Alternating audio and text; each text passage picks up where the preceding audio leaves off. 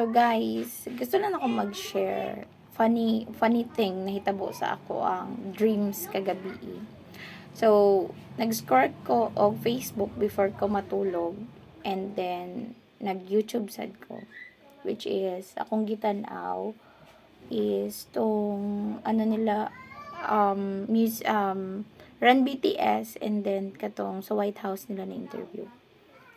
So, natulog ko like around 9 p.m. And sa Facebook, akong na scrollan na picture is a group picture sa schoolmate nako dati, which is friend pud sa akong ate and classmate niya, which is si Ate Honey Akels, former army pud nako. Former army.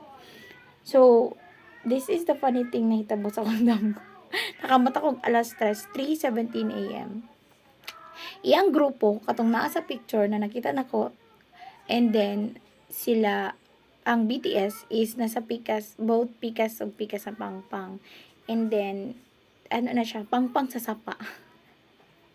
Sa Pangpang sa Sapa. And then, moagi daw ko unta sa ila Ate Honey Akels. Mo na yung Facebook name. So, magiunta ko sa ila, and then marag kanang gimalditahan ko nila or whatsoever ilang giingon sa ko. Basta nihilak ko, and then kalit lang ni jump in si V kay para kasab-an sa tihan Honey Akels. Shout out to Ate Honey Akels, which is former BTS army pod.